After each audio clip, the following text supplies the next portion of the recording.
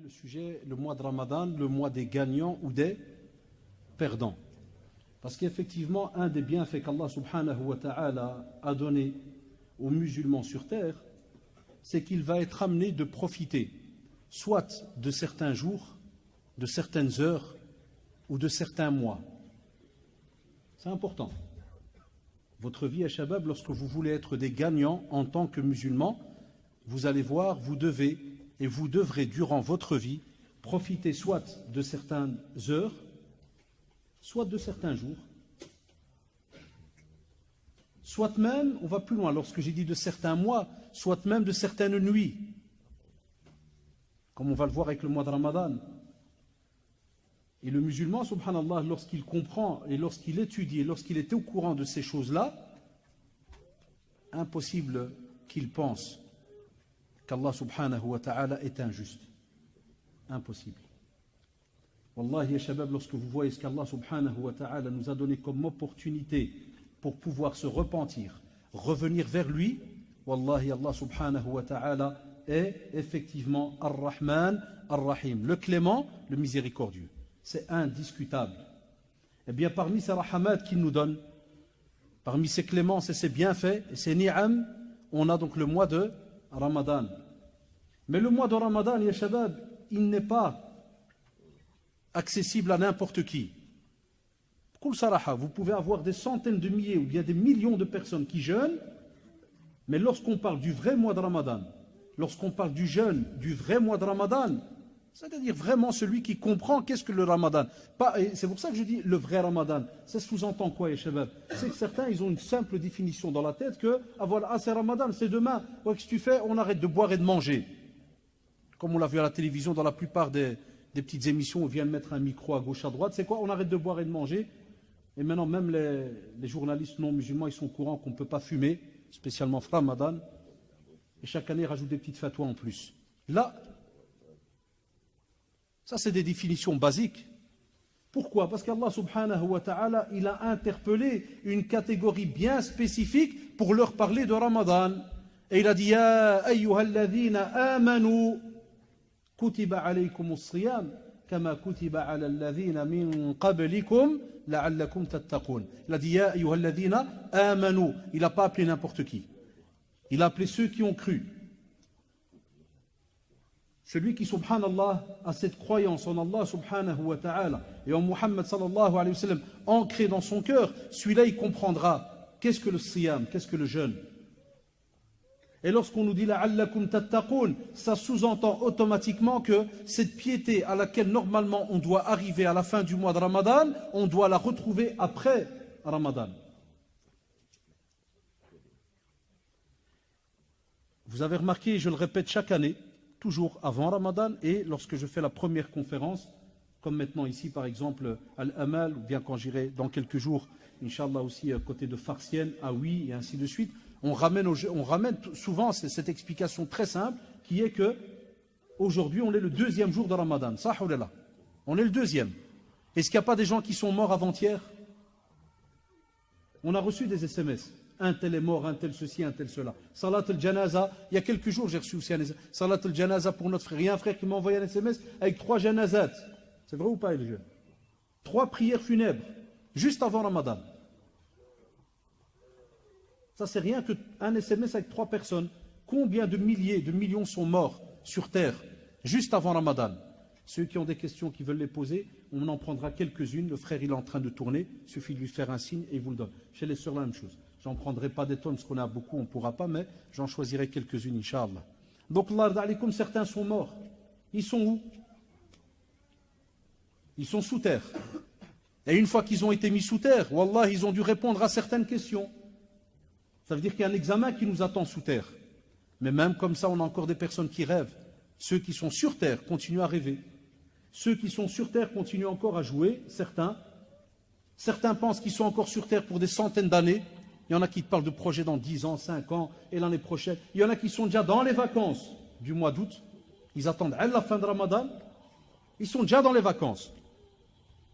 Et il y en a qui jeûnent, mais ils ont déjà préparé des congés dans le haram. Vous savez bien, maintenant la plupart ils le savent, je suis enseignant. Donc c'est là que j'entends tous les secrets de notre jeunesse. Hein, tu vas où, frère? Spécialement les 5e, 6e secondaires, qui sont déjà barbus que j'ai en classe. Certains disent, tu vas où? Par là, monsieur. Par là. C'est où par là? Non, c'est en Espagne, monsieur. Où ça? Tu vas visiter l'Andalousie? Hein? Tu vas aller faire quoi en Espagne? Ah, monsieur, c'est pas bien. Là, pas... Comment ça, c'est pas bien? Explique, frère. Tu vas où? Ah, monsieur, Allah yafou, monsieur, Allah, c'est bien. C'est pas moi en vérité. Ça, Abdel, ils ont fait un truc à 4, ils m'ont dit, viens avec, il reste une place. Hein, on va les cramer à 4. Pourquoi tu viendrais pas cramer avec nous un peu? C'est une opportunité. Crame gratuit. Où tu vas trouver ça? C'est rare, ça, ou là là. Il y en a qui préparent le haram. Il y en a même qui vont descendre peut-être avec leurs parents au bled, mais ils vont, juste après Ramadan, ils vont commencer avec du haram, mais c'est un haram qui en vérité, c'est un acte illicite, mais qui est des fois très subtil. Par exemple, l'orgueil. Tu vas descendre au pays, il se peut que dans ton quartier, il y a des jeunes, ça qu'une des pauvres, il y a des jeunes qui n'ont peut-être pas les moyens, comme il y en a qui ont les moyens, mais tu vas aller te montrer. Et tu vas aller, entre guillemets, laisser certains dans des cauchemars et des rêves. Quand est-ce qu'on va monter en Europe? Il y en a qui vont mourir en mer. Quelqu'un pourrait se dire, de quoi il est en train de nous parler là? De la mer, des morts, et naam. Des fois tu peux être, wallahi, la cause d'une mort. Tu peux être la cause d'une mort sans que tu le remarques. Et on a été la cause de certaines morts. Quand on parle des migrants là qui montent, vous savez très bien que chacun d'entre nous connaît certains jeunes du quartier au pays qui sont montés et qui sont peut-être morts en route à cause de nous. Pourquoi à cause de nous? Par rapport à qu'est-ce qu'on montre comme action. Pourquoi parler de cela? Parce que Ramadan, comme a dit Allah subhanahu wa ta'ala, doit se clôturer avec la'allakum tattaqoun. Après le mois de Ramadan, et cette année spécialement, il tombe juste dans les vacances, c'est-à-dire le début de nos vacances. On a commencé avant, les vacances scolaires, on termine les examens, la plupart ont terminé aujourd'hui. Donc, on va se retrouver avec le 1er juillet en étant à peine dans ce qu'on appelle, entre guillemets, l'entrée des 10 derniers jours de Ramadan. Subhanallah, c'est-à-dire que pendant les vacances, on va clôturer Ramadan vers le 17, comme vous le savez, à peu près, en juillet. Et juste après, on va le débuter, avec le mois d'août, là, on va le débuter dans le haram. Donc lorsqu'on nous demande et qu'on nous dit la'allakum tattaqoun, c'est parce qu'on est de ceux qui sont indiqués dans le début du verset qu'on appelle al-mu'minun. Et un croyant qui a la foi ancrée dans son cœur, c'est un qui, wallah, il se contrôle tous les jours. Chaque fois qu'il ouvre les yeux, il se dit tout d'abord, alhamdoulilah, qu'Allah subhanahu wa ta'ala m'a donné l'opportunité de vivre. Puisque d'autres n'ont pas cette opportunité-là. C'est celui qui se dit, alhamdoulilah, qu'Allah subhanahu wa ta'ala m'a donné des membres que je pourrais employer à bon escient. C'est celui qui se dit, alhamdoulilah, qu'Allah subhanahu wa ta'ala m'a choisi. Parce que tu peux avoir des membres, mais tu peux être quelqu'un qui n'a plus la raison. Ou bien tu peux avoir des membres, mais tu ne les emploies pas à bon escient. Comme l'a dit Allah subhanahu wa ta'ala, il rappelle, il parle de certains. Lahum qulubun la yafqahuna biha. On a des gens, ils ont des cœurs, mais ils ressentent rien, ils comprennent rien, il n'y a aucun message qui passe. Ils ont des oreilles, mais ils n'entendent rien. Ils ont des yeux, mais ils voient rien. Quel an'am, Allahu akbar. Ah Allah, ça fait peur. Allah subhanahu wa ta'ala dit, Wallah, des fois c'est comme le monde animalier, comme une bête. Balhum adal, ça veut dire qu'il y en a qui sont même pires que les animaux. Et Allah subhanahu wa ta'ala, c'est ça qui est beau, il nous parle par moments dans le Coran, comme on le voit, d'une manière claire, pour nous réveiller, pour attiser un peu chez nous avec la recherche de se dire, tiens, Allah subhanahu wa ta'ala m'a créé de cette manière-là, mashallah, il m'a donné un tas de bienfaits, pourquoi? À quoi je vais les employer? Manger, dormir? Et dès que Ramadan vient, c'est fini, astaghfirullah, on crève de faim la journée, et on attend 10 heures là, comme, et une fois qu'on a mangé, de nouveau, demain est un autre jour, là. C'est pour cela, Allah rada'alikum, ce mois, c'est une occasion de revenir vers un tas d'actions. Il y a un tas d'œuvres qui sont décuplées. Il y a un tas d'actions qui nous sont demandées. Et subhanallah, ce qui est beau, ya shabab, c'est qu'Allah subhanahu wa ta'ala, en parlant de la récompense du siyam, il a dit « Illa siyam fa innahu li wa ana ajzi bih ». Ça veut dire qu'il dit au début de la tradition, dans ce hadith qudsi, que tous les actes que font le fils d'Adam, ils lui appartiennent. On a des traditions qui vous parlent de autant de hasanat, de ceci, de cela, tu fais telle action, tu as ceci, tu lis tel et tel, par exemple le verset, tu dis alif lam mim, on va le voir après, eh bien chaque lettre tu as dit hasanat kada, illa siyam, sauf le jeûne. Allah subhanahu wa ta'ala détient la récompense de cet acte d'adoration. Personne au monde, wallah, il ne peut te dire que ton jeûne d'aujourd'hui, il vaut par exemple 1 million de hasanat. Quel ni'ma, quel bienfait, quelle fierté. Même ça, on ne le ressent pas. Wallah al-adim ya shabab, même ça, on ne le ressent pas. La preuve, si on le ressentirait, un bête exemple, tout à l'heure, un frère, il m'envoie une vidéo sur Facebook, ça s'est passé, apparemment, je crois, hier, côté gare du Midi, vers un essence. Stalingrad, là, Afouane. Vous voyez, Stalingrad, il y a une petite mini-émeute ou pas hier? Qui est au courant? Levez la main vite fait, 10 secondes. Voilà, mashallah, alhamdoulilah, des témoins. Je vois la vidéo. C'est quoi? 90% de musulmans, avec quelques policiers en face d'eux, et un type qui crie, on en a marre les amendes. Ah, qu'est-ce qui se passe, frère? C'est le problème avec les amendes? Non, il se peut qu'il y ait une injustice, il se peut. Mais je posais une bête question. Qu'est-ce que tu fais à Stalingrad? On connaît Stalingrad par cœur. Qu'est-ce que tu fais là-bas à une certaine heure? Spécialement en Ramadan, il n'est pas interdit de passer. Personne ne va interdire. Demain, tu peux me voir marcher dans Stalingrad. Et où tu marches, tu as une amende. Il n'y a pas d'amende quand tu marches. Tu viens avec une voiture. Et naam, il y a des lois, purée. Station là où il faut. Et on va aller plus loin. Ramadan, qu'est-ce qu'on nous a dit? Tu veux gagner des bénéfices? On te parle d'un certain comportement à avoir. Tu n'es pas censé insulter. Tu n'es pas censé sortir de ta bouche des mots qui vont déplaire. Tu ne peux pas t'énerver n'importe comment. Tu ne peux pas faire n'importe quoi. Là, pendant Ramadan, il a fallu que chaque année, il y ait une histoire qui touche la communauté musulmane, une partie de la communauté. Et on n'a pas, subhanallah, en général, tout un groupe qui va venir de frères, parce que c'était que des hommes qui étaient là, la plupart, et qui vont par exemple se dire là, a'udhu billah, on est en plein Ramadan, c'est un mois d'adoration, on n'est pas censé tourner dans la rue sans raison valable, ya shabab. Parce que c'est comme si on va dire, entre guillemets, excusez-moi le terme, c'est comme un mois de solde. Ça veut dire Allah subhanahu wa ta'ala, il te donne un de ses bienfaits immenses. C'est pour ça que dans l'introduction, j'ai dit qu'on a des jours, on a des mois qui, subhanallah, comme vous le savez, dans ces mois-là, il y a un mois bien spécifique, il y a une importance immense. Par exemple, Dhul Hijjah, il y a le pèlerinage. Et lorsqu'on parle de Ramadan, c'est le mois de Ramadan dans le calendrier. Il y a dedans ce grand pilier de l'islam. Donc il a été choisi par rapport à d'autres mois. Alors on te dit, subhanallah, qu'est-ce que tu fais? Qu'est-ce que tu fais pendant ta journée de Ramadan? Et pourquoi tu vas faire le fawda? Tu vas commencer à crier en rue. Et wallah, quand j'ai regardé la vidéo, elle dure 2-3 minutes. C'est pas que je suis un martien, loin de là, hein, mais tu te dis, allez, de nouveau, hadawa notre niveau. Non, Ramadan, normalement, les rues sont censées, entre guillemets, être vides. Alors, parce que la communauté est dans l'ibada, à part ceux qui sortent pour une raison bien définie, mashallah, soit ils descendent pour aller à la mosquée, soit ils vont pour aller faire un petit peu de sport, parce qu'ils ont déjà fait leur petit programme religieux, soit parce qu'on va les rendre visite à la famille. Mais ne me dis pas quand il y en a 200 à Stalingrad, c'est pour aller voir la famille. Là, c'est connu, il n'y a pas.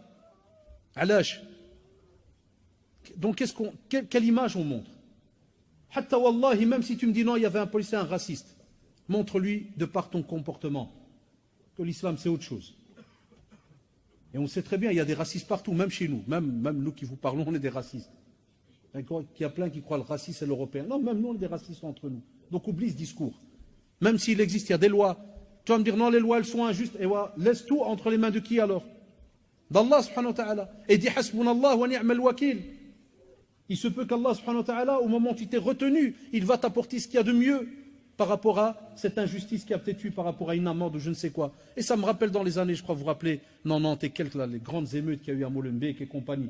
Souvent, Ramadan, chauve, quand certains y pensent, et ils ont mal compris les traditions, ils pensent qu'il n'y a plus aucun shaitan sur terre. Puis ils te disent, bizarre, il y a eu des émeutes, frère, comment ça arrivait? Vous avez oublié l'être humain. L'être humain, il est capable de beaucoup de choses, si jamais tu lui retires le voile de la foi. Et voilà pourquoi Allah subhanahu wa ta'ala, il y a les jeunes, wallah, quand il nous interpelle en disant Ya ayyuhalladhina amanu, il y a une spécificité bien claire. On ne parle pas à n'importe qui. Et c'est pour ça que quand on a demandé au prophète, quand le compagnon lui a demandé Ya Rasulallah, donne-moi un conseil, il a dit Qul amantu billahi thumma staqim. Toujours l'iman. Et puis l'istiqam à la droiture. La foi et la droiture. Donc tu dois prendre un chemin.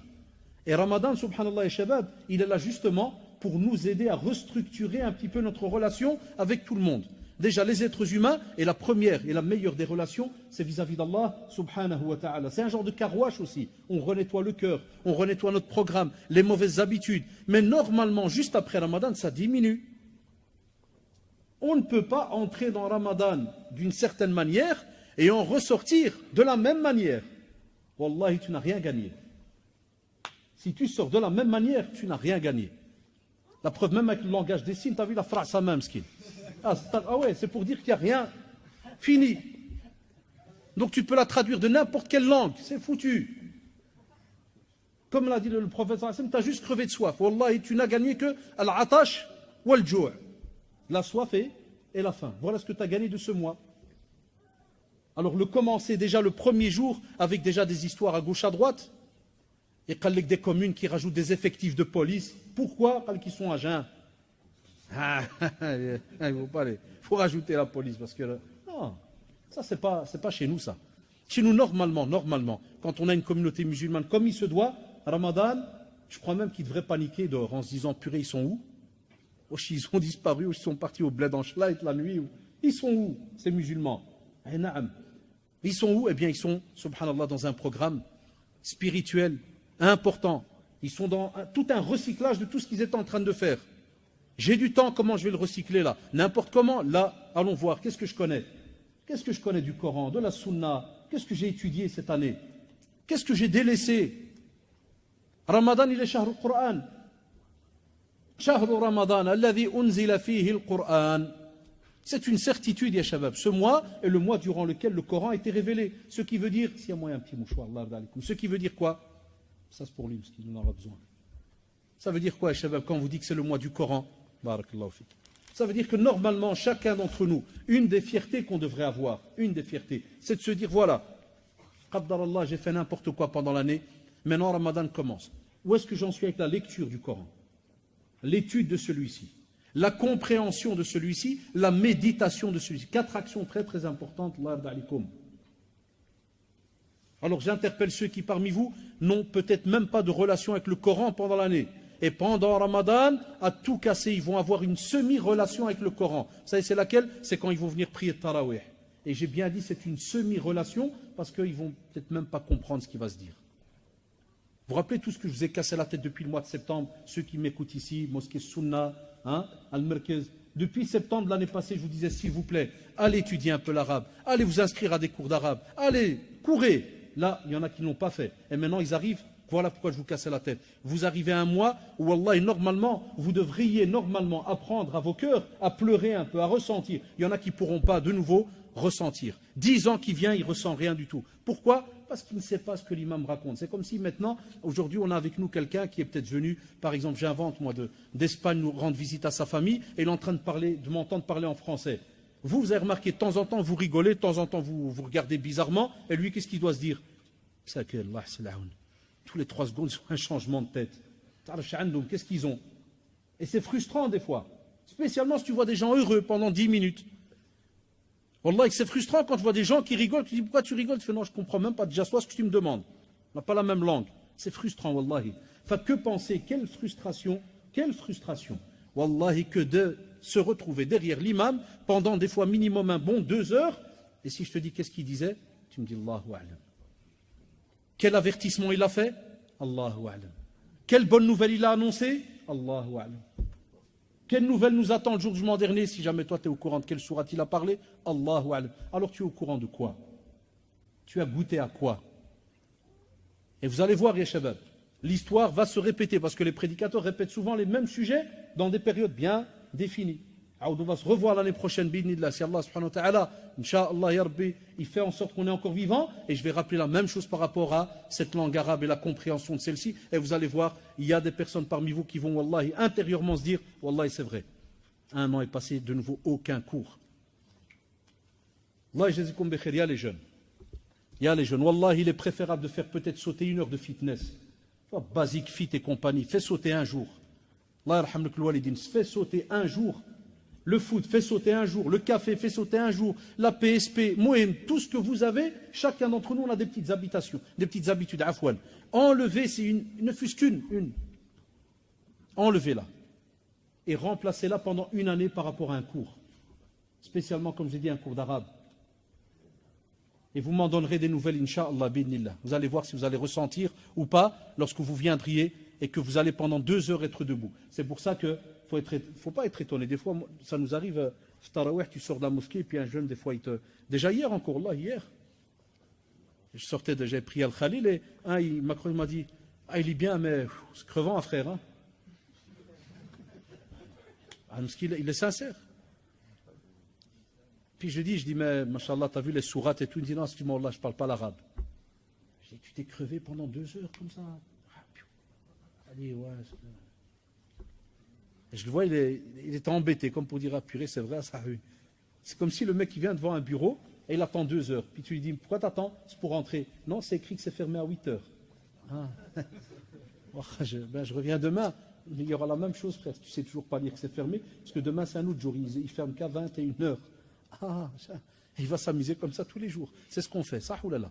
On vient, on se met derrière lui, on regarde, Allah Akbar, Allah Akbar. Il descend, on descend. Ah, il est remonté, ben on remonte. Je suis désolé, tout à l'heure, un frère, Jazahullah, ça arrive. Excusez-moi, il faut accepter nos conseils.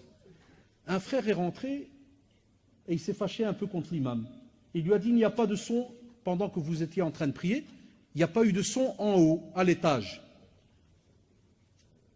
Et ça se voit, le frère, il est fâché. Non, parce que, voilà, ça a dérouté dans la prière. Mais en vérité, vous savez qui doit être fâché? Normalement, c'est l'imam qui doit être fâché. Et normalement, les prédicateurs doivent être fâchés. Et normalement, nos parents doivent être... Vous savez pourquoi? Parce que normalement, chaque musulman est censé étudier les bases dans ce qu'on appelle le domaine du fait de venir prier dans une mosquée, et que si jamais il y a un problème, l'imam il tombe dans les pommes, qu'est-ce que tu fais? Tu cries sur les responsables en disant pourquoi vous avez apporté un imam diabétique? Ou là, pourquoi il est tombé dans les pommes aujourd'hui? Ça, oulala. Même ces bases-là, on ne les a pas. On n'a pas ces bases. Parce que normalement, si on est à l'étage, et qu'il arrive que on n'a plus aucun contact avec l'imam, wallahi, le moindre, le minimum vital, tu paniques pas, tu termines ta prière. Même si tu dois la terminer tout seul ou bien, on fait avancer quelqu'un et il essaye alors de prier. Ça dépend de la situation dans laquelle on est. On a un tas de règles. Eh bien, on a des frères qui donnent des cours. Des fois, je demande, après certains centres que je connais, combien d'élèves vous avez? Il me dit, début de l'année, on en avait 30, et maintenant, il nous en reste 3. Et des fois, il y en a même qui dans certains centres, pour ne pas citer, qui prennent des élèves de 2e et les mettent avec ceux de 3e, parce que le prof, il ne sait plus venir pour un seul élève, c'est compliqué, et naam. Donc, normalement, pendant l'année, les cours, ça devrait être plein. L'arabe, jurisprudence, kada. Et pas tout simplement avoir l'excuse de venir et de traverser toute une salle pour aller crier sur l'imam, dire « Ah, comment ça, il n'y avait pas de son ?» Eh naam, c'est toi qui dois connaître la jurisprudence de la mosquée. Tu viens prier toute ta vie à la mosquée. Tu n'es pas au courant comment est-ce qu'on récupère une prière? Si jamais il n'y a pas de son? Il y a des règles ou pas? Dites-moi, Shabab, il y a des règles ou pas? Est-ce qu'on les connaît? Est-ce qu'on les a étudiées? Wallahi, c'est le moindre de nos soucis. C'est le moindre de nos soucis. À l'aise. On panique si jamais l'iPhone il bug. Ou si la voiture bloque. On va voir tous les garages de la terre.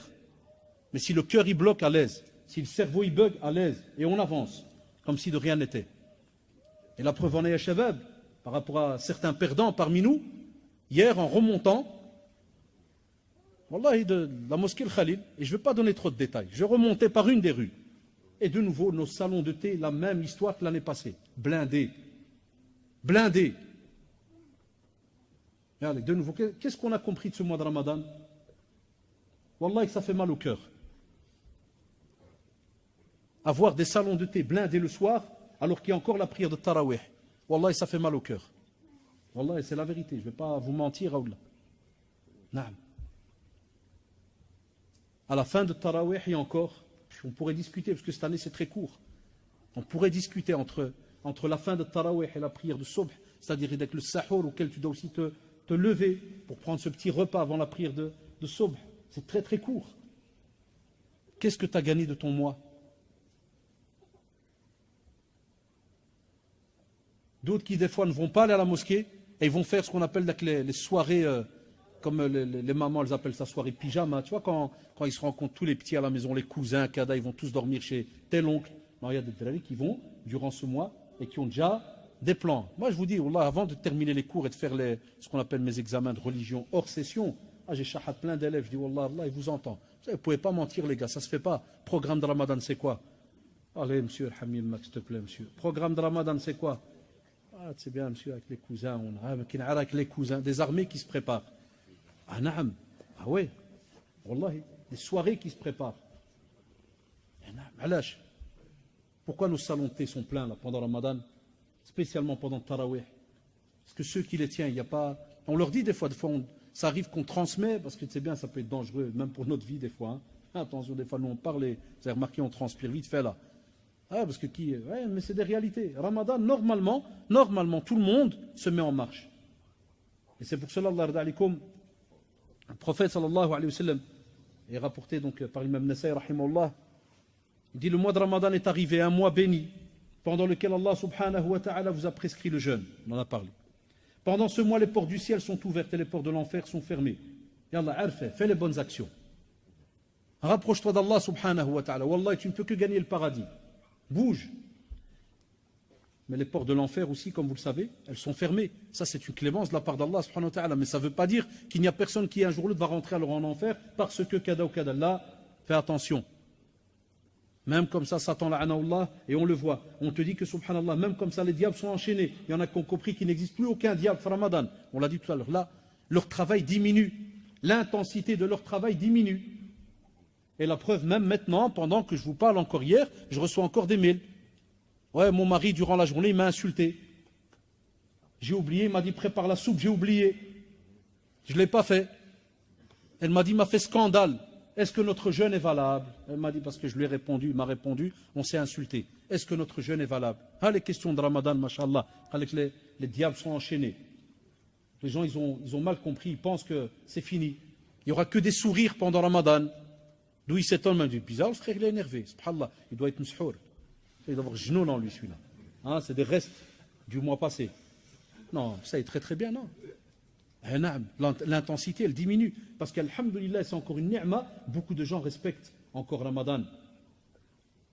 Beaucoup de gens, à part quelques zanadiqa, quelques voyous, hein, dans certains pays musulmans, qui osent, vous avez remarqué, ceux qui suivent un petit peu les journaux, hein, même comme chez nous au Bled, au Maroc, certains qui veulent allumer ce pays musulman, alors ils te font des petites associations, qu'on va les sortir manger en pleine journée de Ramadan. C'est notre droit. Va manger dans la mer, frère, va, rentre à 1 kilomètre dans la mer et mange. Va dans les forêts, dans les grottes. Va à Cap Spartel, descend en dessous de la mer. Et naam, fais-le en cachette. Ne viens pas montrer. Et ne viens pas combattre Allah subhanahu wa ta'ala devant tout le monde. Après, quand tu es dans un pays non musulman, ça c'est la règle. Tout le monde est libre, fait ce qu'il veut. Mais un pays musulman, il a une certaine structure, subhanallah. Donc imaginez-vous, chacun pense que c'est fini, il n'y a pas de shaytan là. Leur travail diminue, parce qu'il y a quand même un petit respect à part. Je vous ai dit, cette exception. Certains qui veulent comme ça un peu allumer par-ci par-là. Mais sinon, on te dit, Allah, fais en sorte de comprendre que même quand les diables sont enchaînés, Wallah, il va faire tout son possible pour que tu perdes ta journée, que tu n'en gagnes pas le bénéfice. On te dit aussi, Allah, qu'il y a dans ce mois une nuit qui vaut plus de 1000 nuits d'adoration. Vous savez très bien, Laylatul Qadr. Et celui, comme a dit le prophète, celui qui ne gagnera pas le bien de cette nuit sera perdant. Donc il y aura des perdants. Après ça, on a parlé il y a plus de 1400 ans. Mais nous, aujourd'hui, Laylatul Qadr, la nuit du destin, rappelez-vous de ce que je vous dis. Parce que je ne serai pas là, Inch'Allah, je pars en déplacement. Et Inch'Allah, vous allez voir, beaucoup de mosquées, on va attendre le 27, la nuit du 27. C'est pour ça qu'il y a un jeu de mots, hein. On dit Laylatul Qadr et certains ils disent Laylatul Qadr, c'est-à-dire qu'on va mettre des casseroles ce jour-là. C'est la nuit du couscous. Comme ils disent, les gars, il faut aller à telle mosquée, tabarakallah, tu commences à Ammar là-bas, les gens ils déposent. Non, parce que celle du quartier elle est trop petite, c'est une assiette pour 200, t'es fou là. À la base, tu entends, c'est vite fait, viens, on va aller. Ils donnent, et c'est une nuit où, subhanallah, même certains responsables sont fâchés parce qu'ils doivent passer la nuit après à nettoyer la salle pour que le lendemain. Même chez nous au centre islamique, pendant les 15 ans que j'ai travaillé là, cette nuit-là, c'était, comme on dit, je parle du comportement, je ne parle pas de la nuit, vous savez très bien. Laylatul Qadr, khayrun min alfi shahr. Mais pour nous, c'était désastreux. Cette nuit-là, vous savez, on l'attendait avec un effectif x2. On devait engager des gens pour venir nettoyer. Tout le monde qui m'ont aidé. Et quand on disait à certains, là, et le directeur, il n'arrêtait pas quelques jours avant de prévenir, de dire, Ya Shabab, c'est une nuit d'adoration, c'est pas une nuit de manger. Comme disait Cheikh Aznagi Hafidahullah, c'est Abdel Karim, je l'ai entendu il y a quelques jours, un de ces dars à lui, il disait le mois de la bouffe. C'est un cher, certains jeunes le connaissent, les anciens, et des fois quand ils se fâchent, c'est rare, mais dès qu'ils se fâchent, il dit des choses comme il pense. Il a dit, Wallahi, de quel Ramadan on parle? Du mois de la bouffe? où tout le monde se bat à gauche à droite? Eh bien, quand on le voit, le 27, imaginez-vous s'il fallait qu'un non-musulman vienne avec vous pour voir l'importance de cette nuit. Normalement, on l'attend les 10 derniers jours, chiffre impair. Donc ça peut être 21, 23, 25, 27, 29, mais on sait très bien que il y a des fois des textes, et ça, les avis divergent, les savants, on entend un tas de conférences qui on dit, certains disent, voilà, peut-être la nuit du 27, mais on te dit, Allah, on va aller, on va suivre ton avis.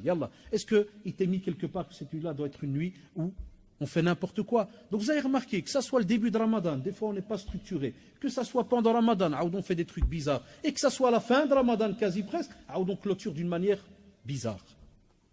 Ce n'est pas le but de Ramadan. Wallah ya shabab, ce n'est pas le but de Ramadan.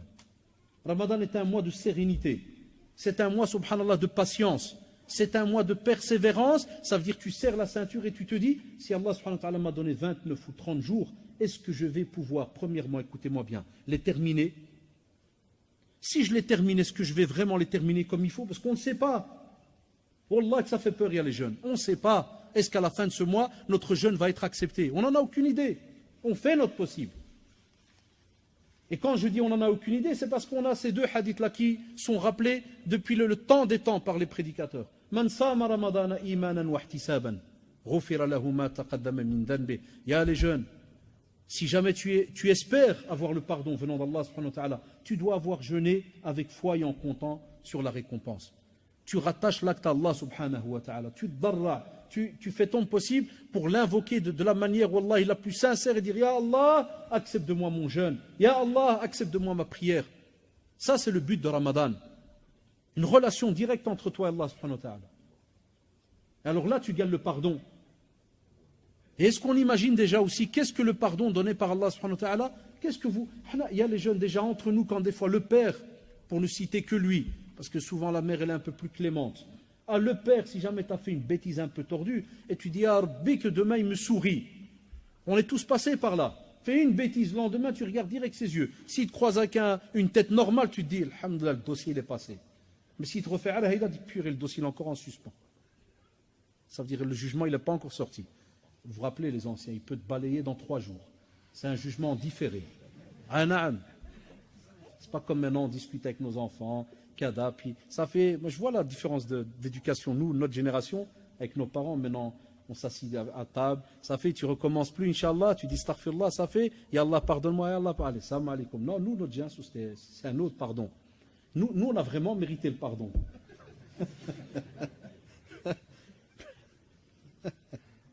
Wallah, quand on se rappelle, qu'Allah protège nos parents.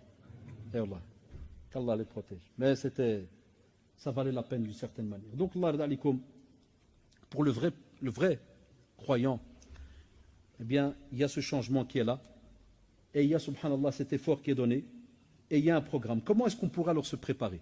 En venant, subhanallah, un des jeunes, et il est ici parmi nous, Allah, qu'Allah le récompense, il m'a dit, voilà, cher, j'ai imprimé le programme d'un autre prédicateur, Hafidahullah, sur Internet, et qui avait repris un genre de tableau.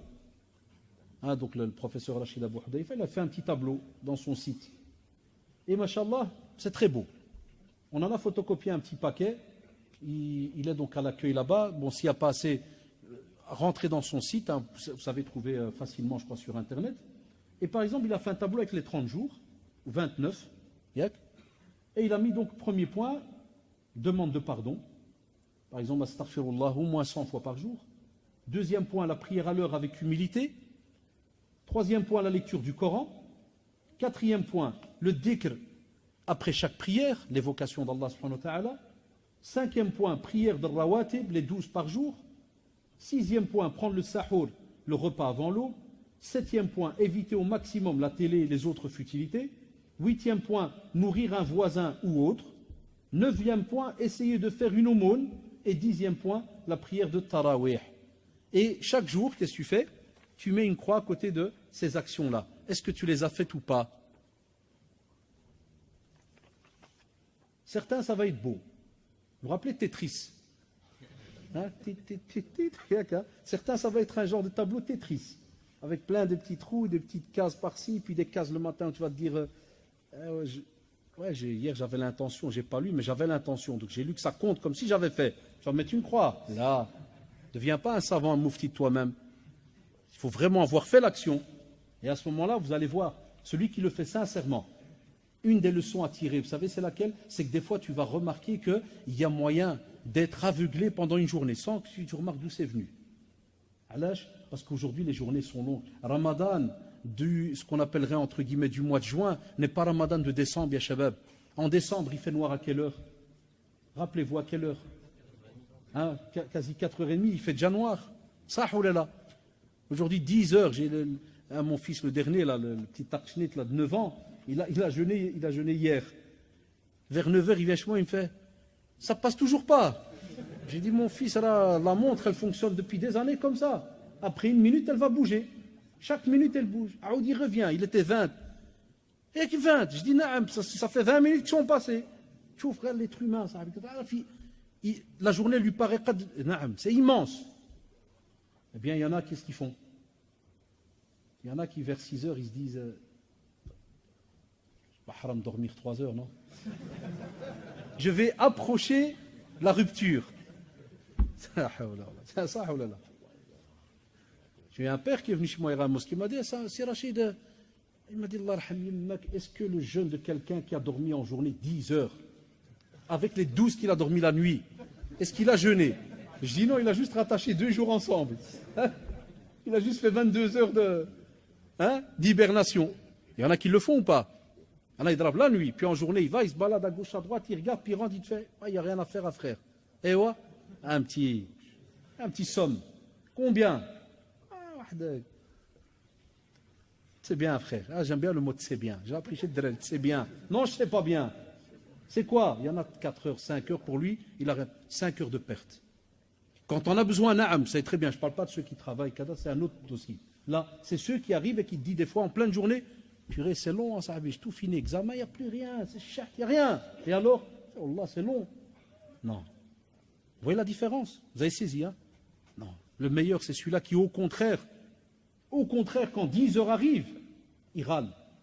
Il faut bien me comprendre. Vous savez pourquoi il râle? Parce qu'il se dit, Allahu Akbar, s'il y a moyen de rajouter encore une action en étant à jeun, Wallahi, mashallah, mais c'est trop tard, c'est le Maghreb, à demain, Inch'Allah. Ça, c'est le gagnant.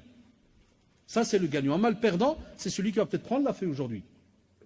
Et il va rentrer, parce qu'il vient de sortir de la conférence, il va être tout content. Dès qu'il va rentrer à la maison, il va mettre une conférence, bien, il va faire aider, et puis le lendemain, après-demain, et puis sa mère va l'arranger, mskina, ou bien c'est même elle-même, elle va se ranger avec le vent et tout en dessous du lit, kada. Et puis après, il devient musulman comme il faut. Pourquoi? Parce que la propreté est importante en islam, et il va la plier, il va mettre à la poubelle. Ça fait, elle est partie. Eh bien, testez. Testez Allah d'alikum, vous allez voir. Et il a, à ce moment-là, et je suis content d'un côté parce qu'il a résumé un peu les traditions qu'on apporte spécialement durant le mois de Ramadan. Première action, la demande de pardon et shabab. Le prophète sallallahu alayhi wa sallam, rapporté dans Muslim, il dit, je me repens moi-même 100 fois par jour. Hada Muhammad sallallahu alayhi wa sallam. Bi abi huwa wa ummi sallallahu alayhi wa sallam. 100 fois par jour, il demande pardon. Et nous? Combien? Tout le temps, on n'arrête pas de demander à nos jeunes, on leur dit Allah yarda alikoum, Allah yarda alikoum. Pourquoi ne pas habituer la langue en journée à dire Subhanallah, Alhamdulillah, Alash. Alash ya shabab, pourquoi est-ce qu'on n'habitue pas cette langue à être rattachée à l'invocation? Et moi je profite du fait qu'il y a beaucoup d'adolescents ici qui sont encore à l'école, et spécialement en sahab secondaire, à partir de première jusqu'en sixième. Et vous savez très bien de quoi je parle. Comment est-ce qu'on parle à l'extérieur? Beaucoup de jeunes. Comment ils s'interpellent? Si c'est pas parce qu'on est gêné, parce que voilà, c'est la mosquée Kada. Je vous donne un cours de comment est-ce que Dreri se parle, comment ils s'appellent. Ça part des noms d'animaux, des noms tu sais, dans certains films comme vous vous rappelez les visiteurs là, il y en a un qui s'appelait direct, visiteur, tape, qui est là comme ça, oui, viens. Direct. Et ce que j'aime bien, ce que je raffole quand je suis dans la cour, il lui dit oui, il se retourne direct. Ouais, c'est Abdel. Allah, je vais chez lui. Billah, je vais chez lui. Ça, excuse-moi, frère. Tu t'appelles vraiment? Oui. Non, monsieur, c'est bien, monsieur. Non, Allah, c'est. On rigole, hein, monsieur. Non, on rigole pas, frère. Non. On rigole pas, s'il te plaît. Je dis, ton père, il a 300 € pour toi, x2. 2 moutons à frère. T'imagines, j'appelle ton père, je fais Absaha, oui. Il va me dire comment ça? Naam. Les deux moutons dans le vide. Il y a ça ou la shabab. ولا تنابزوا بالألقاب. Allah subhanahu wa ta'ala, il a laissé un verset clair. Ces sobriquets là, ils doivent avoir un poids chez nous. On ne donne pas n'importe quoi comme sobriquet. Il y a des gens qui ont la fierté d'être ce qu'on appelle l'épée d'Allah subhanahu wa ta'ala sur terre. Et toi tu es tout fier qu'on t'appelle ouïe. Et tu te retournes là tout content. Ouais, je te mettais un bel. Wallah que c'est pas normal. Et je vous en passe les mots. Un il s'appelle marmotte, l'autre il s'appelle flit, flotte, kada, que des trucs bizarres. Et tout content. Hatta même, wallah, ici un jour il est malade. Et le message il passe quand flit il est malade. Tu dis, c'est qui? Wallah, mais on connaît son prénom. Sahou la shabab. On ne le connaît pas. Et quand je dis aux élèves, des fois, je dis, fais une kunya, prends un surnom à la musulmane, genre Abu Abdillah. Combien de... Comment? Je dis Abu Abdillah. Ah, monsieur, pas au quartier, tu fou. Hein, frère Muse, hein? Tu deviens frère Muse du lendemain. Ah ouais, parce que si tu t'appelles Abu Abdillah, dans le psychiatrique de certains, hein, tu ne peux plus faire n'importe quoi. Demain, tu fais la première bêtise, va te faire Ya Abu Abdillah. Qu'est-ce qu'il fait le type? Il préfère flit. Un flit, ça fait James Walidine tranquille, pour des années. Wallah, qu'il soit bon ou mauvais, il est flit. Ah ouais. Là, regardez, subhanallah, la beauté de... Ce sont des toutes petites habitudes et sounan qu'on a délaissées, mais qui, subhanallah, ont une importance. Pourquoi les Arabes avaient cette habitude de donner une kunya? Même s'ils n'avaient pas d'enfants. Comme on voit avec Ibn Taymiyyah, rahimahullah, et d'autres grands imams qui n'ont pas eu d'enfants, mais la kunya est donnée. Comme Aïcha, radiallahu anha, l'épouse du prophète, mais elle n'a pas eu d'enfant avec lui. Et tu trouves, Umm Abdillah, subhanallah, shabab. Donc on te dit que le prophète, sallallahu alayhi wa sallam, il demande 100 fois par jour. Pourquoi tu ne t'habitues pas? Alash. C'est comme pour nous dire, ya shabab, wallahi, le résultat de notre présence sur terre, c'est l'adoration d'Allah subhanahu wa ta'ala. Pas autre chose. وَمَا خَلَقْتُ الْجِنَّ وَالْإِنسَ إِلَّا لِيَعْبُدُونِ. Voilà pourquoi on a été créé. Il y a de l'adoration. Et c'est pour cela que dans les petits actes qui ne te demandent pas beaucoup d'efforts, tu marches, dis subhanallah, alhamdulillah, Allahu akbar, la ilaha illa anta rabbi subhanak, inni kuntu min adh-dhalimin. Des petites. Écris-le sur un bout de papier. Pourquoi on ne peut pas se connecter à ça? Et aussi, deuxièmement, étudie la prière, à l'heure, avec humilité. À l'heure, et avec humilité. Ça, je ne vais pas me répéter pour la 100e fois, on ne pourra arriver. Des fois, des jeunes, ils m'envoient par mail, ou bien maintenant, je vous ai dit, je réponds quasi plus parce qu'il y a trop, mais avant, salam alaikum, comment est-ce que je peux être concentré dans la prière? Des fois, pour taquiner, parce que c'est une réalité, je ne mens pas. Certains, je mets comme point, il faut connaître l'arabe, comprendre l'arabe. Un plein qui me dit, c'est qui a dit ça? Alors, je le comprends. Tu viens lui donner une condition, mais elle est lourde. Des fois, je lui mets, frère, c'est juste pour que tu comprennes, ou sœur, qu'est-ce que tu es en train de raconter? C'est important. Quand tu dis « Iyaka na'budu wa iyaka nasta'in », on a de l'espoir là. Wallah, quand quelqu'un dit « Iyaka na'budu wa iyaka nasta'in », il y a de l'amour vis-à-vis d'Allah subhanahu wa ta'ala, mais il y a aussi un espoir. Ça veut dire qu'on est là pour dire « Ya Allah, quoi qu'il arrive, Ya Allah, moi, ton serviteur, je reconnais, je suis là pour ça. Je t'invoque, je t'adore, mais... si j'ai besoin de quoi que ce soit, si j'ai besoin d'aide, je commence par toi en premier, Allah. C'est à toi que je demande. Et c'est pour cela que, subhanallah, tu retrouves cela dans la pratique journalière. Dès que tu as un problème, avant d'aller commencer à mendier chez les gens, wallahi, tu parles à Allah, subhanahu wa ta'ala, en premier. Comme il est connu chez nos savants, l'être humain, quand tu lui demandes trop, il se fâche. Il dit, purée, c'est une colle. Demande à un type 2-3 fois d'affilée un truc, tu vas voir, le lendemain, il traverse la rue quand il te voit. Ou bien il nie ton numéro, ou bien il le bloque, ou bien. Wallahi. L'être humain, des fois, il a dur quand tu le colles trop pour des demandes. Allah subhanahu wa ta'ala, c'est l'inverse, les shabab.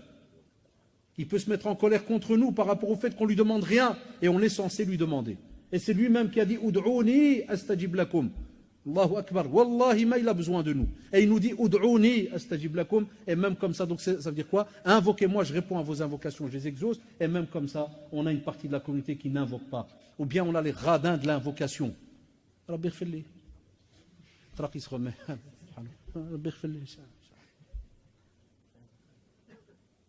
Ou bien on a un autre groupe qui... Wallah, j'en avais parlé au mois de septembre ou octobre quand je parlais au centre islamique dans le livre sur l'éducation. véritable Adab al-Mufrad de l'imam Bukhari rahimahullah, ceux qui viennent les habituer. Et subhanallah, je leur ai dit, vous allez voir, on parlait un peu de l'invocation. J'ai dit, vous allez voir, il y en a qui vont quasi presque pas invoquer, et ils vont invoquer vers le mois de juin. Je les ai revus, ces copains-là, wallahi. Parce que je faisais assesseur, je surveillais pour les examens. Il y a des profs ici, ils savent de quoi je parle. Qui est prof de religion ici, ou bien d'autres choses qui doit surveiller? Qui est prof de religion? Il n'y a pas de prof de religion ici? Prof de maths français? Il n'y a aucun prof. Ouais, 2 profs, Z, qui d'autre? Personne d'autre? Pas de prof à Drel. Il n'y en a que 2. En faites-vous petit, les gars. Parce que tout le reste, ils n'aiment pas les profs à ça. Eh bien, qu'est-ce qu'on a remarqué? Quand à une école, il y a beaucoup de musulmans. C'est beau. Je crois là, mec, wallah. Wallah, ils font tous la file près du local et ils sont tous là. Et c'est faux et usage de faux. Hein. Ah, wallah, non, c'est du faux et usage de faux. C'est pas des vrais. Hein. La preuve, des fois, certains, je viens leur montrer, parce que je dis, excuse-moi, frère, tu cavalier du zodiaque, ou là, tu te protèges de qui? Non, monsieur Haddad, pas rigoler, c'est de la religion, pas rigoler. Ah, j'aime bien, je raffole. Ah, Wallah, l'enseignement, il m'a ouvert, machallah, plein de. Ah, c'est beau. On n'a jamais eu ça. Puis je dis, excuse-moi, frère, aussi. Je te connais bien, toute l'année, je t'ai vu, t'attaché aux arbres et tout. C'est pas maintenant que tu deviens le muse. Hein. Je dis, toute l'année, tu fais quoi? En classe, quand je demandais qui prie, 2 ou 3 qui lèvent la main sur 15, 20 élèves. Ça, oulala. Et maintenant, il faut taquiner. Ah, les gars, il faut. Wallahi, c'est comme ça qu'on réveille des fois les consciences. On parle, et puis à ce moment, on doit un petit balayage, vite fait. Je dirais, tu rigoles de qui, là? La da'wa, attention, on parle, patiente, cadre, mais à ce moment, on doit dire, tu vas être des gagnants. Qu'est-ce que tu es en train de faire semblant? Parce qu'il y a examen, ou sinon, Allah, il n'y aurait pas eu examen, tu n'aurais même pas levé tes yeux vers Allah subhanahu wa ta'ala pour invoquer. Quelle est cette relation avec Allah subhanahu wa ta'ala? C'est pour cela qu'Allah, lorsqu'on prie, et avec humilité, il y a des demandes, il y a des invocations, il y a un tas de choses. C'est une machine de guerre. La prière, tabarakallah, vous avez remarqué, c'est une machine de dingue, ya shabab. 4 minutes, mais tabarakallah, tout ce qu'il n'y a pas dedans. Mais il y en a qui ne le vivent pas.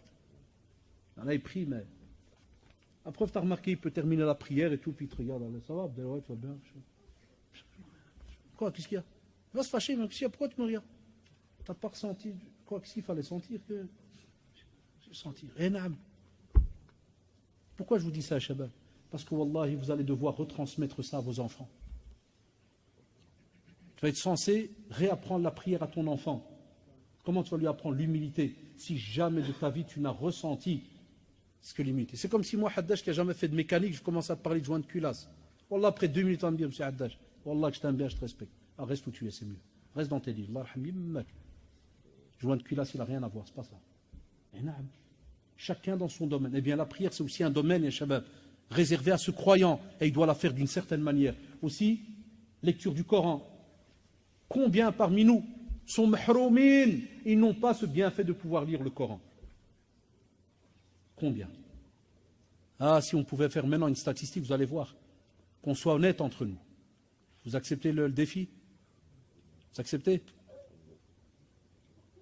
Levez la main qui n'a pas terminé la lecture de 60 hizb complète cette année. Voilà, jazakumullah. Comment voulez-vous qu'Allah subhanahu wa ta'ala nous aide, les shabab? On est normalement ummat al-Qur'an. On est ceux sur qui normalement et pour qui le Coran a été révélé. Et on n'a aucune relation avec le Coran.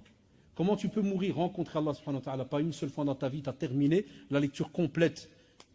Salaf Salih d'Allah alayhim, et parmi les compagnons d'Allah alayhim, le Coran, pendant Ramadan, c'était fois 100. Pendant l'année, c'était déjà normal. Il y en a qui terminaient le Coran chaque jour. Chaque jour, lecture complète. Des fois dans une prière. Ah, quand on lit ça, on restait, on disait, ah, Rabbi, comment il faisait?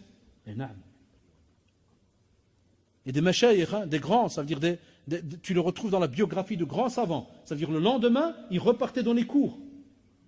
Il enseignait toute la journée. Et il arrive à te terminer le Coran complet, la lecture de tout le Coran en une journée. Et nous, on n'aura pas ce goût en bouche. Et on l'a dit tout à l'heure, lecture du Coran, mais avec méditation. Pourquoi? Lisez le Coran, car vous êtes certes récompensés pour cela. Et je ne vous dis pas que Alif Lam Mim est une lettre, vous vous rappelez du hadith, mais je vous dis que Alif, est une lettre, lam est une lettre, mim est une lettre, et comme vous le savez, alif c'est 10 hasanat, mim 10 hasanat, et donc lam, afwan, alif, lam, mim, alif 10 hasanat, lam 10 hasanat, mim 10 hasanat. Ce qui fait, comme vous le savez, 30 bonnes actions. Ça, tu viens de lire juste 3 lettres. Alif, lam, mim, ha, mim. Ou bien ça, il est composé comme ça au début de sourate Kaf, ha, ya, ayn, sad, tu n'as encore rien fait. Et imagine alors la lecture du Coran, mashallah, chaque jour, ne fût-ce qu'une page. Et je vous l'ai dit et redit, avec la phonétique. Par rapport à Ramadan, vous avez la phonétique. Par rapport à Ramadan, eh bien le jour du jugement dernier, wallahi, le Coran et la prière vont intercéder en notre faveur. Tous les imams le rappellent dans les prêches du vendredi. Lisez, priez pendant ce mois. Il va intercéder en votre faveur. Il dira le jour du jugement dernier, ce Coran, que ce serviteur, il a laissé la nuit, au lieu d'aller dormir, qu'est-ce qu'il faisait? Il lisait. Et on va arrêter les questions. Hein? Comme ça, on a assez. Donc imaginez-vous, il va intercéder à Shabab. Allahu Akbar. Mais il pourra être contre toi aussi. Il pourra aussi dire, tu m'as délaissé. On n'a jamais eu de relation. C'est jamais vu. Et la prière, la même chose. Donc vous le voyez très bien. Le jeûne, toute la journée, t'a laissé. Le jeûne viendra intercéder. Laisser nourriture, plein de choses, plein d'envie pour Allah subhanahu wa ta'ala. Donc tout ne part pas dans le vide, ya Shabab. Et pour aller plus loin et terminer, Inch'Allah, les prières de Rawatib, le prophète sallallahu alayhi wa sallam dit, celui qui dit, après chaque prière obligatoire, subhanallah, alhamdulillah, Allahu Akbar, 33 fois, ensuite il dit, la ilaha illallah, wahdahu la sharika la, lahul mulku wa lahul hamd, wa huwa ala kulli shay'in qadir, ses péchés seront pardonnés, même s'ils sont aussi nombreux que l'écume de la mer. Et ça c'est par rapport à Afwan, ça c'est par rapport au dhikr après chaque prière. Excusez-moi, je sautais un. Ça c'est le dhikr, les invocations après chaque prière. Il y a des invocations à dire après la prière. On a dit tout à l'heure des invocations à dire en journée, des invocations à dire après la prière. Vous avez remarqué déjà quel programme on est à peine au point 4. Ça veut dire 5, je vais parler maintenant des rawatib, imaginez-vous. Et on est rattaché là à la prière. Et le prophète sallallahu alayhi wa sallam, la ilaha illallah, il te dit, il n'y a aucun musulman qui prie pour Allah subhanahu wa ta'ala chaque jour 12 unités de prière en dehors des prières obligatoires sans qu'Allah subhanahu wa ta'ala ne lui construise une maison au paradis. On a 2 rak'at avant le fajr, 4 rak'at avant le dohr, 2 rak'at après le dohr, 2 rak'at après le maghrib et 2 rak'at après al-isha. Et tu termines avec le witr. Chouf. Ça sous-entend, Shabab, même ceux qui prient, on a des radins de la prière. Et on a des paresseux dans la prière. Donc ne croyez pas que parce que quelqu'un prie, ça fait déjà. Non, il y en a qui prient, mais Allah, il rajoute rien. Rien. Donc, vous imaginez, donc même si des fois on pense avoir déjà mis un pied, on doit rajouter l'autre. Il y a encore d'autres activités donc, à faire. Éviter au maximum donc la télévision, perte de temps et ainsi de suite. Eh bien, regardez. Lorsque on passe au. Donc on a dit éviter perte de temps. Et le 6e point, donc il a mis prendre le repas donc, du sahur. Le hadith, comme vous le savez, donc par rapport au sahur, le prophète Asmi dit, ceci est certes une bénédiction qu'Allah subhanahu wa ta'ala vous a donnée. Ne la délaissez pas. En parlant donc justement de ce sahur. Et Shabab, il y en a qui nous disent, mais moi je n'aime pas manger le matin tôt, j'aime pas kada. Un verre d'eau et une date. C'est comme la blague avec ceux qui te disent pour l'Aïd, pour sacrifier un mouton, tu dis moi je ne mange pas de viande. Ça on ne t'a pas demandé que tu manges à frère ou pas. Il n'y a aucun imam qui dit donne-moi ton programme diététique et je vais te faire une sunna à la diététique. Non. On n'a pas besoin que tu manges de la viande ou pas. La sunna n'est pas venue que pour les carnivores et les végétariens, Allah aoun. Non, c'est iraqat ad-dim. Donc on doit faire couler ce sang. Ça, les gens, ça fait 2000, ils n'arrêtent pas de demander tout le temps la même question. Je ne mange pas de viande. Ça coupe. Sacrifié à frère. Tu n'as pas demandé est-ce que tu manges de la viande ou des frites ou des merguez. Non, on t'a dit d'bah. Pourquoi? Parce que le but c'est de faire couler le sang. Eh bien pour le sahur, la même chose. On ne t'a pas dit de manger un plat ou la kada. On te dit juste prends ce petit repas. Parce qu'il y a dedans une baraka incroyable. Et wallah, j'ai été content à la fin des examens. Vous savez pourquoi? J'ai des jeunes, et je crois que je l'avais dit, je crois que c'était à Sunna ou même en France le week-end passé. Il y a des jeunes qui sont venus chez moi juste avant les examens. Ouais, c'est un coup, stade. On peut manger pour les examens. Et pourquoi tu veux manger pour l'examen? Un examen de quoi? Tu dois escalader des montagnes? C'est un examen d'alpinisme? De quoi? Non, c'est un examen de maths. Et ouais, pourquoi tu veux manger? C'est à quelle heure l'examen en fait? 8h20. Donc à 8h20, tu es déjà mort. Le cerveau, il bug déjà. Il est en mode, donc tu marches dans la rue, c'est les gens qui te guident pour arriver à l'école. C'est ça, Yak. Alors, il sent que ça ne va pas, la discussion elle commence à aller bizarre. Il dit, c'est quoi cette arnaque? Pourquoi je dis ça? J'ai même des profs belges, ils viennent chez moi, ils me font, Monsieur Haddad, il y a un jeune, il m'a dit que c'est catastrophique cette année, hein. Ils vont mourir, hein. Ça va être chaud. Hein. Et qu'est-ce qu'ils vous ont dit de quoi? Est-ce qu'il paraît 20 heures? Oui, mais je dis, mais 20 heures, ça c'est à la fin de la journée. L'examen, c'est à 8h20.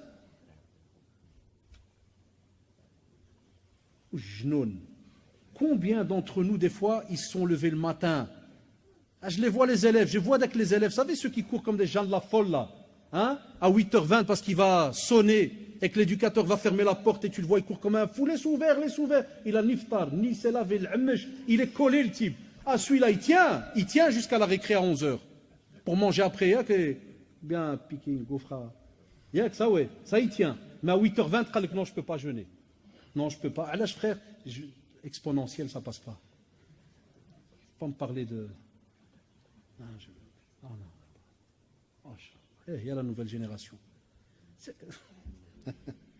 Comme je l'aurais dit une fois en classe, je dis Tabarakallah alaykoum, ma kin arde blindé dans l'intellectualisme à un point où il faut absolument bien manger le matin. Parce que moi, monsieur, si je ne mange pas, moi c'est 18/20 il me faut. Hein. Ouais, t'as raison, frère. Vous imaginez la scène? Non, moi je dois manger, monsieur, parce que moi, s'il n'y a pas de distinction, haute distinction, ça passe pas, monsieur. Même toute l'année, c'est pas de distinction. Hein. C'est juste à Ramadan, il y a moyen de manger, parce que maintenant, les gars, regardez comment on joue des fois. Plein qui envoient des fatwas. Est-ce que je peux? Est-ce que alors qu'on voit très bien combien d'actions on est censé faire et combien de. Hein. Et il y en a plein qui ne veulent même pas se lever. Parce qu'une fois, j'ai taquiné des élèves, je leur ai dit, les jeunes, la prière de Subh, alors vous ne vous levez pas? Ah là, ils deviennent tous des frais. Monsieur, à le lever du soleil, 5h30. Hein. Et ouais, on peut prier jusqu'à 5h15.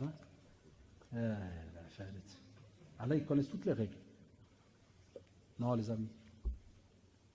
Lève-toi avant la prière. Fais quelques rak'at. Invoque Allah subhanahu wa ta'ala. Darra, pleure s'il faut. Invoque, demande à Allah subhanahu wa ta'ala pour que ta journée, mashallah, soit dans le bien, que ta vie, ta famille, tous ceux qui sont autour de toi soient protégés. Osez. Non. Vous avez remarqué de génération en génération, on a vu, wallahi, qu'Allah les récompense. On a vu nos parents se lever très très tôt. Nous on était gamins, je ne verrai jamais. Des fois, comme vous savez, les anciennes habitations, ce n'est pas comme maintenant. On avait les chambres des fois collées, kada. Dès que ça bouge, tu entendais le bois. Tiens, qu'est-ce qui se passe? Wallah, tu ouvres un petit peu la porte, tu vois ta mère dans le salon, Allahu Akbar, le père qui te da. Ah, t'entends le fameux cri là. Salah, vas-y, sors. Et des fois, tu dis même, c'est des fous, pourquoi ils se lèvent 1 heure avant? Combien de fois, Allah, je me rappelle, vous savez, ceux de ma génération, les premières montres électroniques là en rouge, que tu appuyais là, les chiffres en rouge. Là, je regardais 3/4 d'heure avant. Ils sont fous, pourquoi ils se lèvent? On était gamins, on ne savait pas. Ah, d'après, en grandissant petit à petit, on a vu quel bénéfice il y a immense dans Qiyam al-Layl, se lever donc à ces moments-là. Seul entre toi et Allah subhanahu wa ta'ala. Et Allah subhanahu wa ta'ala, il est au premier ciel et il attend nos demandes. Lui-même, il demande après nous, où est-ce qu'on est à ce moment-là, shabab? C'est important. Et aussi pour terminer, Allah rada'alikum, par rapport à cette télé-là, ceux qui perdent le temps, le prophète sallallahu alayhi wa sallam m'a dit, il y a 2 choses que les gens n'apprécient pas à leur juste valeur. C'est quoi? Comme vous le savez, la santé et le temps libre. La santé et le temps libre. Profitez, Abdullah, tant que tu es encore jeune. Ya Amatallah, vous êtes encore jeunes, les frères et sœurs. Profitez de faire le plus d'actions possible dans le domaine de l'adoration. Va arriver un moment, wallahi, même moi, par exemple, ceux qui me connaissent, avec tous les problèmes de santé qu'on a, je vois les tarawih, je ne peux pas les prier comme je les priais quand j'avais 18 ans. Impossible, wallahi, al-adim, impossible. Même assis sur une chaise. اللهم أهل علينا شهر رمضان بالأمن والإيمان والسلامة والإسلام والتوفيق لما تحب وترضى يا ذا الجلال والإكرام اللهم أعنا فيه على الصيام والقيام